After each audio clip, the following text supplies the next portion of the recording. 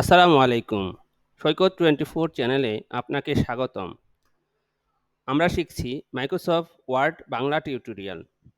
আজকে তার দ্বিতীয় ক্লাস।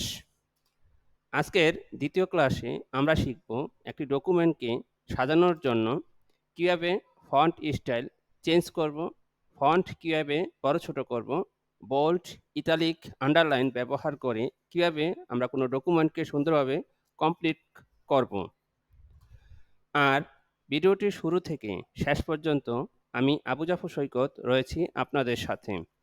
অবশ্যই ভিডিওতে একটি লাইক দিয়ে দিন যাতে পরবর্তী পর্বগুলো পেয়ে যান এবং আপনার পরিচিতদের সাথে ভিডিওটি শেয়ার করতে ভুলবেন না। গত ভিডিওতে এই ফাইল অপশনের বেসিক কিছু বিষয় আলোচনা করেছি এবং হোম সেকশন থেকে কাট, কপি, পেস্ট শিখেছি। যদি কেউ মিস করে থাকেন সেই ভিডিওটি দেখে নিতে পারেন আমাদের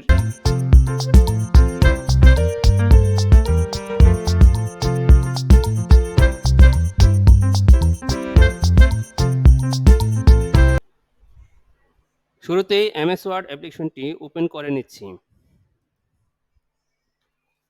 আজকে আরও কিছু বেসিক বিষয় বলছি যা জানা খুবই দরকার। কার্সর এবং মাউস পয়েন্টার। মাউস নাড়ালে যে তীর চিহ্ন বা আইকনটি দেখা যায় সেটা হচ্ছে মাউস পয়েন্টার। এই যে একটা দাগ জ্বলছে নিচ্ছে এটা হচ্ছে কার্সর। তো এরপর হচ্ছে লেখা আমরা কীভাবে সিলেক্ট করব বা ব্লক করব। তো সেজন্য আমি পূর্বে কিছু লেখা লিখে রেখেছি। আমরা যদি কোনো একটা লেখা সিলেক্ট করি তা কালো একটি অংশে ঢেকে যায়। তো আমরা তিনভাবে এই লেখাটি সিলেক্ট করতে পারি। প্রথমত আমরা যদি মাউসের লেফট থেকে রাইট বা রাইট থেকে লেফট ড্র্যাগ করি তাহলে এভাবে আমরা লেখা সিলেক্ট করতে পারবো। আবার মাউস পয়েন্টার কোন একটা স্থানে রেখে আমরা যদি শিফট ধরে অ্যারো বাটন ক্লিক করি তাহলেও লেখা সিলেক্ট হবে। একইভাবে আমরা যদি শিফট বাটন ধরে লেফট অ্যারো ক্লিক করি তাহলেও লেখা সিলেক্ট করা যাবে। আবার আমরা যদি চাই একসাথে সম্পূর্ণ লেখা সিলেক্ট করব তাহলে আমরা যদি কিবোর্ডের কন্ট্রোল এ বাটন প্রেস করি তাহলে আমাদের সম্পূর্ণ লেখাটি সিলেক্ট হয়ে যাবে। এখন আসি আমরা এই সিলেক্টকৃত অংশটি কীভাবে ডিসিলেক্ট করতে পারি। সেই ক্ষেত্রে আমরা যদি ডকুমেন্টের কোনো একটা স্থানে মাউস পয়েন্টার দিয়ে ক্লিক করি তাহলে লেখাটি ডিসিলেক্ট হয়ে যাবে, অথবা আমরা যদি কিবোর্ডের রাইট অ্যারো বাটন অথবা লেফট যে কোনো একটা অ্যারো বাটন ক্লিক করলেও লেখা ডিসিলেক্ট হয়ে যাবে।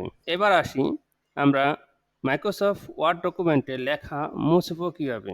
সম্পূর্ণ অংশ ক্লিক করেও ডিলিট করতে পারি, আবার একটি একটি করে ডিলিট করতে পারি। সেক্ষেত্রে আমরা যদি মাউস পয়েন্টার লেখা বাম পাশে রাখি এবং কিবোর্ড থেকে ডিলিট বাটন প্রেস করি এভাবে আমাদের লেখা একটি একটি করে ডিলিট হয়ে যাবে। আবার পয়েন্টার যদি লেখার ডান পাশে রাখি এবং কিবোর্ড থেকে ব্যাকস্কেপ বাটনটি প্রেস করি তাহলে বাম পাশ থেকে একটি একটি করে শব্দ মুছে যাবে। আমরা চাইলে সম্পূর্ণ লেখা একসাথে ডিলিট করতে পারি। সেই ক্ষেত্রে আমরা মাউসের ড্র্যাগ পয়েন্টার দ্বারা যদি আমি ড্র্যাগ করি এবং কিবোর্ডের ব্যাকস্পেস অথবা ডিলিট বাটন প্রেস করি সেক্ষেত্রে সম্পূর্ণ লেখাটি ডিলিট হয়ে যাবে। তো আমরা যতটুকু অংশ ডিলিট করতে চাই ততটুকু অংশ সিলেক্ট করে ব্যাকস্কেপ কি বা ডিলিট কি চাপলে আমার সিলেক্টকৃত অংশটি মুছে যাবে। এখন আমরা যদি ভুলবশত কোনো অংশ মুছে ফেলি তাহলে সেই অংশটি চাইলে আমরা ফেরত আনতে পারি। ধরুন আমি ডিলিট করে দিয়েছি, এখন আমার এই অংশটি প্রয়োজন। আমি যদি কিবোর্ড থেকে কন্ট্রোল জেড বাটন প্রেস করি তাহলেও লেখাটি ফিরে আসবে। আরেকভাবে করা যায়, সেটা হচ্ছে মনে করুন আমি ডিলিট করেছি, এখন ইন্টারফেসটির একদম উপরে অ্যারো একটা বাটন দেখা যাচ্ছে। এই অ্যারো বাটনে ক্লিক করলে আমাদের লেখাটি আন্ডু হয়ে যাবে। এখন দেখুন, এই লেখাটি আন্ডু হওয়ার আগে যে অবস্থা ছিল, সেই অবস্থায় যদি আমরা ফিরে যেতে চাই, তাহলে আমাদের এই যে নতুন আরেকটা অ্যারো বাটন শো করতেছে রিডিউ, এই রিডিউ বাটনে আমরা যদি ক্লিক করি, তাহলে আমরা আবার আগের অবস্থায় ফিরে যাব। তো আমাদের লেখাটি প্রয়োজন, এই জন্য আমরা আবার আন্ডুতে গেলাম। তো আন্ডু এবং রিডিউ করার শর্টকাট কি হচ্ছে control Y. Control Y click করলে আমরা লেখাটি রিডিউ করতে পারবো। আন্ডু করতে চাইলে কন্ট্রোল জেড। এই টিউটোরিয়ালের দ্বিতীয় অংশে চলে যাই। পুরো যে অংশটি আছে, এই অংশটিকে হচ্ছে ফন্ট অংশ। অর্থাৎ এখান থেকে আপনি যে কোনো লেখার টেক্সটের কালার বা টেক্সটের টাইপ, সাইজ আমরা পরিবর্তন করতে পারবো। মনে করুন যে এখানে যে টেক্সটটি আছে আমাদের ভালো লাগছে না, সেক্ষেত্রে আমরা টেক্সটের ধরন চেঞ্জ করতে পারি। আমাদের কম্পিউটারে একটা ডিফল্ট সাইজ দেওয়া থাকে কলবেরি বডি, তা আমরা চাইলে আমরা এটার ফন্ট চেঞ্জ করতে পারি। সেক্ষেত্রে আমরা লেখাটা যদি সিলেক্ট করি, সিলেক্ট করার পর এই অ্যারো বাটনে ক্লিক করলে আমাদের এখানে অনেকগুলো ফন্ট শো করবে। তো আমরা চাইলে যদি আমরা এটা দিই, তাহলে আমাদের ফন্টের চেঞ্জ হয়ে গেল। তা আমরা এইভাবে আরও কিছু ফন্ট চেঞ্জ করে দেখাচ্ছি। তো মনে করুন আমি এটার একটা ফন্ট চেঞ্জ করব। এখান থেকে আমি এটা সিলেক্ট করলাম। আবার মনে করেন এটাও চেঞ্জ করতে চাচ্ছি, একটু অন্যরকম, এটা দিলাম। চাইলে আমরা এভাবে অন্য আরেক ধরনের ফন্ট দিতে পারি, একটু অন্যরকম দিই। এভাবে আপনি বিভিন্ন ধরনের ফন্টের স্টাইল দিতে পারেন। তো অনেক সময় আমাদের ডকুমেন্ট টাইপ করতে গেলে, অ্যাসাইনমেন্ট করতে গেলে বিভিন্ন ধরনের স্টাইল দিতে হয়। তখন আমরা এইভাবে লেখার বিভিন্ন রকম ফন্ট দিতে পারি। আর যদি আমরা বাংলা ফন্টে এরকম স্টাইল দিই, তাহলে ইংরেজি ফন্ট দেওয়া যাবে না, আবার ইংরেজি ফন্টে দিলে বাংলা ফন্ট দেওয়া যাবে না। আমি যদি বাংলা ফন্ট সিলেক্ট করার পরে এখান থেকে ইংলিশের কোনো একটা ফন্ট সিলেক্ট করি, তাহলে কিন্তু লেখাটা এলোমেলো হয়ে যাবে। তা আমাদের এটা দিতে হলে কোনো বাংলা একটা ফন্ট দিতে হবে। সেক্ষেত্রে আমরা যে কোনো একটা বাংলা ফন্ট দিলে সেটা ফন্ট ভেঙে যাবে না। এটা যদি আমরা কোনো বাংলা ফন্ট দেই, দেখুন এটার আর ইংরেজি অক্ষর বোঝা যাবে না, কি হয়ে গেল। তা আমাদের পুরো অবস্থায় ফিরে আসি, কন্ট্রোল জেড। তো এভাবে আমরা কোনো একটা টেক্সটের ফন্ট চেঞ্জ করতে পারি। এরপর আসুন আমরা কীভাবে ফন্টের সাইজ পরিবর্তন করব। তা আমাদের ডকুমেন্টে সব টেক্সট একরকম সাইজ হলে ডকুমেন্টটি দেখতে ভালো লাগে না। সেক্ষেত্রে আমাদের হেডিংয়ে একরকম টেক্সট থাকে আর বডিতে আরেক রকম টেক্সট থাকে। তা আমরা উপরের এই যে ফন্টের পাশে যে 24 লেখা এই অংশটি, এটার মাধ্যমে আমরা সাইজ পরিবর্তন করতে পারি। তা আমরা এভাবে সিলেক্ট করে আমরা এখান থেকে এর বাটন ক্লিক করলে আমরা 72 দিলে ফন্টের সাইজ বড় হয়ে গেল। আমরা যদি চাই আরও ছোট দিব, 18 দিলাম। এভাবে আমরা ফন্টের সাইজ পরিবর্তন করতে পারি। আবার চাইলে আমরা একটি একটি করেও ফন্ট বড় ছোট করতে পারবো, এক ফন্ট করে। মনে করুন এই যে এর পাশে যে আছে, এটার মাধ্যমে আমরা এক ফন্ট করে বড় করতে পারবো। আবার এর পাশে যেটা আছে সেটার মাধ্যমে আমরা এক ফন্ট করে জিনিসটা ছোট করতে পারবো। তো এর কিবোর্ড একটি শর্টকাট আছে। কিবোর্ড থেকে কন্ট্রোল থার্ড ব্র্যাকেট লাস্ট যেটা আছে সেটা যদি ক্লিক করি, লেখা আস্তে আস্তে বড় হবে। আবার যদি কন্ট্রোল থার্ড ব্র্যাকেটের ফার্স্ট যে থার্ড ব্র্যাকেট আছে সেটা যদি আমরা ক্লিক করি, লেখা আস্তে আস্তে ছোট হবে। এরপর আসুন লেখার কেস যে পরিবর্তন, অর্থাৎ আমাদের কোনো একটা লেখার সবগুলো অক্ষর ক্যাপিটাল লেটারে আছে, তা আমরা চাচ্ছি যে এখানে স্মল লেটার করতে। তো আমরা চাইলে এটা সিলেক্ট করে এখান থেকে আমরা যদি সেন্টেন্স কেস দিই, এখানে প্রথম অক্ষরটি ক্যাপিটাল লেটার হবে এবং বাকি সব অক্ষর স্মল লেটার হবে। তা আমরা যদি লোয়ার কেস দিই তাহলে এখানে সবগুলো অক্ষর ছোট হাতের হবে, এখানে কোনো ক্যাপিটাল লেটার নেই। ৩ নম্বর যেটি সেটা হচ্ছে আমরা যদি এখানে আপার কেস দিই, এখানে সবগুলো অক্ষর বড় হাতের হয়ে যাবে। তো ৪ নম্বর যে অপশনটা আছে সেটা হচ্ছে ক্যাপিটালাইজ ইচ ওয়ার্ড, অর্থাৎ প্রত্যেকটি ওয়ার্ডের প্রথম অক্ষর আপনার বড় হাতের হয়ে যাবে। এখন দেখুন ৫ নম্বর যে অপশনটি আছে সেটা হচ্ছে যে গুগল কেস। গুগল কেস হচ্ছে এখানে প্রত্যেকটা সেন্টেন্সের প্রথম অক্ষর ছোট হবে এবং অন্য সব অক্ষরগুলো বড় হবে। দেখুন প্রত্যেকটা ওয়ার্ডের প্রথম অক্ষর ছোট হাতের হয়ে গেছে এবং পরবর্তী অক্ষরগুলো বড় হাতের হয়ে গিয়েছে। তারপর যে অংশটি রয়েছে সেটা হচ্ছে ক্লিয়ার ফরম্যাট। তো ক্লিয়ার ফরম্যাট কি? এই যে আমরা এখানে যে সেন্টেন্সগুলোতে বিভিন্ন ধরনের ফরম্যাটিং করেছি, অর্থাৎ এখানে আমরা কেস পরিবর্তন করেছি, আমরা আরেকটু ফরম্যাট করি, মনে করুন এটা আমরা বোল্ড করলাম অথবা এটা আমরা ইতালিক করলাম। করার পরে আমরা যদি চাই যে এটা আগে যেমন ছিল কোনো ফরম্যাট থাকবে না, সেই ক্ষেত্রে আমরা সম্পূর্ণ এগুলো যদি আমরা সিলেক্ট করি অথবা একটি একটি করে সিলেক্ট করি এবং এখানে এই যে বাটনটি আছে ক্লিয়ার অল ফরম্যাটিং দিলে এখান থেকে সব ধরনের ফরম্যাট চলে যাবে, আমাদের এখানে আর কোনো ফরম্যাট নেই। এখন চলুন আমরা শিখি কীভাবে কোনো লেখাকে বোল্ড করতে হয়, কীভাবে ইতালিক করতে হয় এবং কীভাবে আন্ডারলাইন দিতে হয়। তো আমরা যদি কোনো লেখাকে বোল্ড করতে চাই তাহলে প্রথমে টেক্সটটিকে সিলেক্ট করতে হবে এবং এখানে যে ভি চিহ্নটি রয়েছে সেটা আমাদের ক্লিক করতে হবে, তাহলে লেখাটি বোল্ড হয়ে যাবে। আবার আমরা কিবোর্ড শর্টকাটের মাধ্যমে লেখাটি সিলেক্ট করার পরে যদি কন্ট্রোল ভি দেই তাহলেও লেখাটি সিলেক্ট হয়ে যাবে।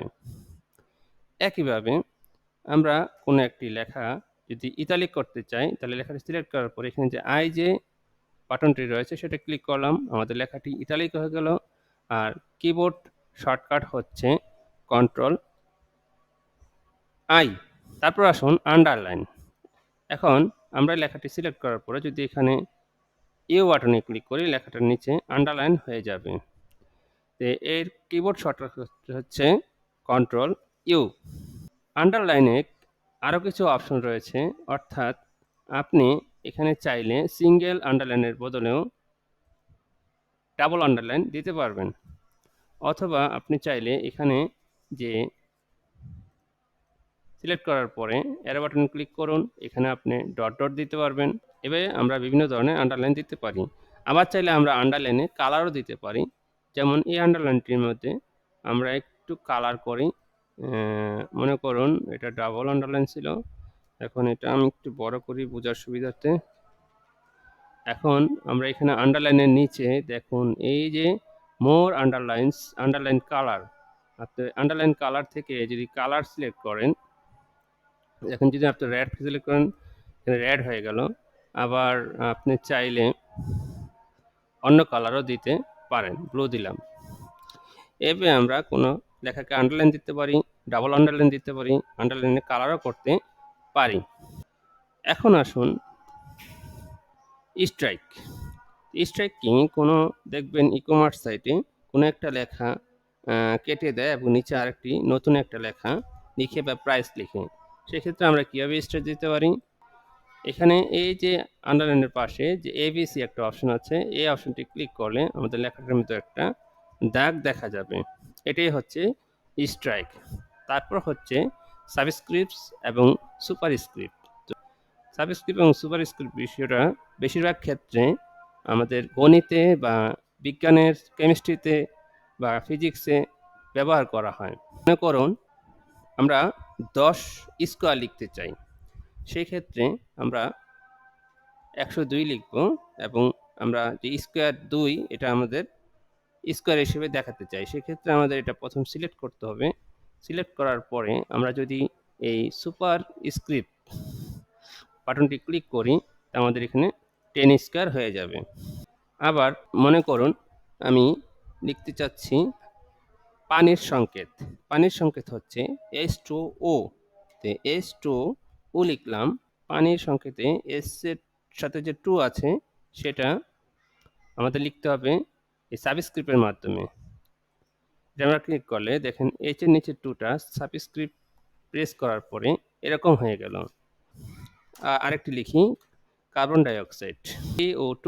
এখন এই টুটাকে আমি এখান থেকে সাবস্ক্রিপ্ট করে দেব, তাহলে এটা টু হয়ে গেল। এভাবে আমরা সাবস্ক্রিপ্ট এবং সুপারস্ক্রিপ্ট ব্যবহার করে যে কোনো লেখা মধ্যে এটা প্রয়োগ করতে পারি। এরপর আসুন টাইপোগ্রাফি এবং টেক্সট ইফেক্ট। ধরুন লেখাটি আমি সিলেক্ট করলাম, তারপরে এই যে অপশনটি আছে এই অপশনটি যদি আমরা ক্লিক করি, এখানে এই লেখাকে আমরা বিভিন্ন ধরনের আকার দিতে পারবো। মনে করুন আমি এখানে এটা দিলাম। আমরা চাইলে এই সকল টেক্সটে আউটলাইন দিতে পারি অথবা শেডও দিতে পারি, আবার রিফ্লেকশনও দিতে পারি।